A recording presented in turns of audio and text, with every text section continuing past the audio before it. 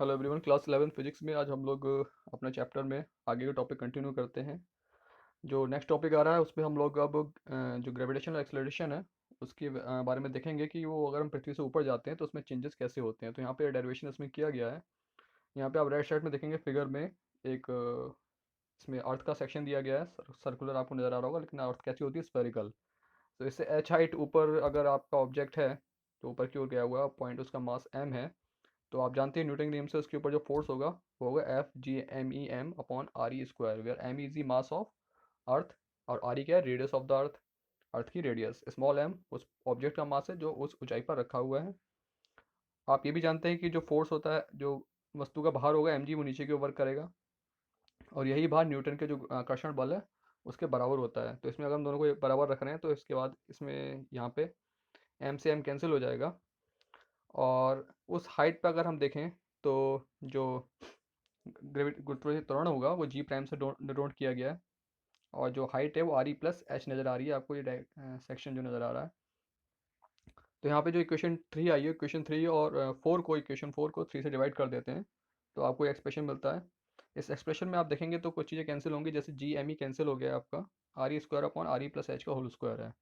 नीचे वाले डिनोमीटर में से आप RE कॉमन निकाल लेते हैं और RE² से RE² कैंसिल कर देते हैं, तो आपको एक्सप्रेशन बचता है G prime is equal to G upon 1+H upon RE का होल स्क्वायर। सो इस तरीके से जी प्राइम की वैल्यू आप किसी हाइट पर देख सकते हैं, जो कि जो पुरानी वाली जी वैल्यू है उससे थोड़ी कम हो जा रही है। इसको अगर आप बायनॉमियल एक्सपेंशन द्विपद प्रमेय से खोलते हैं तो ये एक्सप्रेशन थोड़ा रिड्यूस होकर आपका G1 - 2H अपॉन RE आ जाएगा। तो इससे भी अंदाज़ा ले सकते हैं, लेकिन ये उस केस में लगाएंगे जब आपके H का मान RE के कंपेरिजन में बहुत कम हो। तो ये है ऊपर जाने पे G के मान में परिवर्तन के लिए एक्सप्रेशन। इसी तरीके से अगर पृथ्वी तल से हम नीचे जाते हैं तो गुरुत्व त्वरण में क्या चेंजेस होंगे वो देख लेते हैं। तो यहाँ पे आपको अर्थ के सेक्शन में, अर्थ से नीचे जा रहे हैं, गहराई D पे चले गए हैं और पॉइंट P पर पहुँच गए हैं।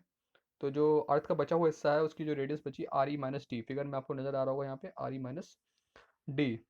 तो जो बचा हुआ हिस्सा बचा पृथ्वी का अंदर D गहराई पे, उसका हमें द्रव्यमान चाहिए होगा। तो उसका द्रव्यमान निकालने के लिए हम क्या करेंगे, जो बचा हुआ पृथ्वी का हिस्सा है उसका आयतन और पृथ्वी घनत्व की मल्टीप्लाई कर देंगे, तो आपको बचे हुए हिस्से का द्रव्यमान पता चल जाएगा। तो इस बचे हुए हिस्से का द्रव्यमान और जो आपके पिंड का द्रव्यमान, उनके बीच में आकर्षण बल लगेगा, वो आप न्यूटन के नियम से देख सकते हैं यहाँ पे। और यहाँ पे आपने फुल एक्सप्रेशन आपने उसका रख दिया है, जो बचे हुए पृथ्वी का द्रव्यमान है वो पूरा मान यहाँ पे रख दिया है। इसके बाद जो वैल्यू आई है फोर्स की, वो ये आपके सामने है। ये फोर्स की वैल्यू आप जानते हैं, उस जो mg प्राइम, जो वस्तु पे भार, वस्तु का भार होता है, जो वस्तु पे आकर्षण बल होता है mg प्राइम उसके इक्वल होगा। मान लीजिए गहराई पे जो g का मान है वो g प्राइम से हम डिनोट कर रहे हैं। तो जो एक्सप्रेशन आपको दिया हुआ है ये इस तरीके से हो जाएगा बैलेंस। तो इसमें अगर जी प्राइम है तो m से m कैंसिल हो जाएंगे, तो एक्सप्रेशन आपका रिड्यूस हो रहा है स्टेप बाय स्टेप। तो जी प्राइम इज इक्वल टू आपका एक्सप्रेशन में ये आ गया है। अब जी की वैल्यू आप ऑलरेडी एक पिछले एक्सप्रेशन आप देख चुके हैं, small g M E upon RE² के बराबर होता है। तो इसको भी अगर आप डेंसिटी के टर्म लिखेंगे तो इस तरीके से स्मॉल जी की वैल्यू ये हो जाएगी। तो अब ये जो पुराना वाला जी प्राइम था, ये इसको इस जी के साथ कंपैरिजन करना है, तो जी प्राइम को जी से डिवाइड कर देंगे, यानी इक्वेशन 1 को इक्वेशन 2 से डिवाइड कर देंगे। यहाँ पे इक्वेशन 2 ये नहीं होगी, इक्वेशन 1 हो गई है। तो इक्वेशन 1 को 2 से डिवाइड करेंगे तो आपको जी प्राइम अपॉन जी RE - D अपॉन RE मिल जाएगा। इसमें आप RE कॉमन निकाल लेंगे ऊपर से, तो 1 - D अपॉन RE बन जाएगा और नीचे वाला RE कैंसिल हो जाएगा। तो इस तरीके से आप देखेंगे तो ये एक्सप्रेशन ये बता रहा है कि गहराई में जाने पे भी जी का मान कम होता है, लेकिन उसके घटने की दर इस बार अलग है। तो एक्सप्रेशन में थोड़े स्लाइटली चेंजेस है, लेकिन दोनों में ये कंक्लूड करोगे आप कि गहराई में जाने पर या ऊंचाई पे जाने पे जी के मान में क्या होता है, परिवर्तन होता है, जो कि कम हो जाता है सरफेस पे जो वैल्यू होती है उसकी। इसके बाद एक एक्सप्रेशन आता है कि गुरुत्वीय स्थिति ऊर्जा समझाइए किसी पिंड की, अगर वो पृथ्वी से कुछ दूरी पर रखा हुआ है। Excuse me. तो यहाँ पे आपने एक गुरुत्वाकर्षण बल आप जानते ही हैं, पिंड पे क्या लगेगा, F = G m E M upon x², अगर ऑब्जेक्ट x डिस्टेंस पे है। तो अगर हम उसको dx डिस्टेंस डिस्प्लेस करेंगे तो उस पर वर्क कितना हो जाएगा, dw, dx से मल्टीप्लाई कर देंगे। और आपको पता है कि आपने ऑब्जेक्ट पर वर्क किया, इसलिए यहाँ पे जो वर्क होगा वो माइनस में आया हुआ है।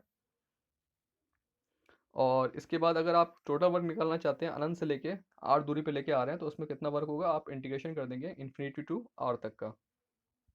तो जो आप इंटीग्रेशन करेंगे तो यहाँ पे आपको जो इंटीग्रेशन मिल जाएगा वो है -1/x। अपर लिमिट और लोअर लिमिट पुट करेंगे तो लोअर लिमिट तो इन्फिनिटी है, तो 1/∞ आपको 0 दे देगा, तो आपका एक्सप्रेशन बचेगा G_ME/r। अब यही वर्क क्या होता है कि पोटेंशियल एनर्जी की फॉर्म में सेव हो जाता है ऑब्जेक्ट के अंदर। तो this is the potential energy which is stored in the object. तो U is equal to -G_ME/m/r। यहाँ पे अगर आपका गुरुत्वीय स्थिति ऊर्जा निकालें पृथ्वी तल पर, तो उस समय R is equal to R E के बराबर होगा। तो उस समय आर की यहाँ पे आप आर ई रख लेंगे, तो एक्सप्रेशन क्या हो जाएगा G_ME/m/r। और अगर ऊंचाई पे जाएंगे तो आप इसको चेंज कर सकते हैं RE+H। तो वो आपकी पोजीशन पर डिपेंड करता है कि ऑब्जेक्ट आपका कहाँ पे है, वो आप चेंज कर सकते हैं। तो ये आपका एक्सप्रेशन है गुरुत्वीय स्थितिज ऊर्जा का। पलायन ऊर्जा तथा पलायन वेग। पलायन ऊर्जा किसी ऑब्जेक्ट को अगर आप ऐसा का थ्रो किया जाए कि वो पृथ्वी के गुरुत्वीय क्षेत्र से बाहर निकल जाए और फिर लौट के अपने आप ना आ पाए, तो उसे हम कहेंगे पलायन। और इस काम को करने के लिए जिस ऊर्जा की आवश्यकता होती है उसे पलायन ऊर्जा कहते हैं। और जिस वेग से किसी ऑब्जेक्ट को फेंका जाए कि वो पलायन कर जाए और लौट के ना आ पाए, उसे बोलेंगे आप पलायन वेग, escape energy and escape velocity. तो ये गतिज ऊर्जा का फॉर्म होगा, क्योंकि आपको गतिज ऊर्जा से ही ऑब्जेक्ट को फेंकना होगा। तो सपोज वो गतिज ऊर्जा क्या है, ½ mv/e²। तो ये आपकी एस्केप वेलोसिटी यहाँ पे वी ई से दिखा रहे हैं सफिक्स में। तो एक्चुअली में जो आपकी स्थित ऊर्जा थी U is equal to G_ME/r। ये आपकी, और जो आपकी पलायन वेग है, पलायन ऊर्जा, उनका सम कुल यांत्रिक ऊर्जा के बराबर होना चाहिए। तो अनंत पर गतिज ऊर्जा कितनी होती है, 0। अनंत पर स्थिर ऊर्जा क्या होती है, 0। तो अनंत पर टोटल ऊर्जा क्या होगी, 0। यानी इन दोनों का सम क्या होना चाहिए, 0 होना चाहिए। तो इन दोनों का सम हमने 0 ले लिया। फिर ½ mv² is equal to G_ME/r आ गया। इसको सॉल्व किया तो वी का एक एक्सप्रेशन आ रहा है।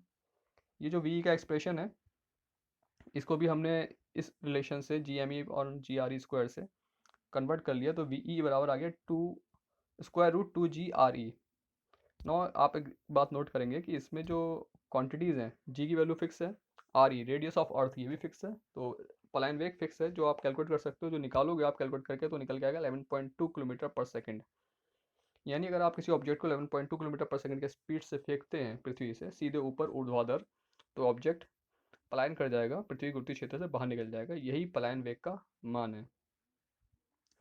सो स्टूडेंट्स, आज के लिए हम ये टॉपिक कवर किए हैं। आई होप आपको समझ में आया होगा। तो इन्हें आप ध्यान रखें, समझें, नोट करें। फिर मिलते हैं आप लोगों से नेक्स्ट वीडियो में। तब तक के लिए धन्यवाद।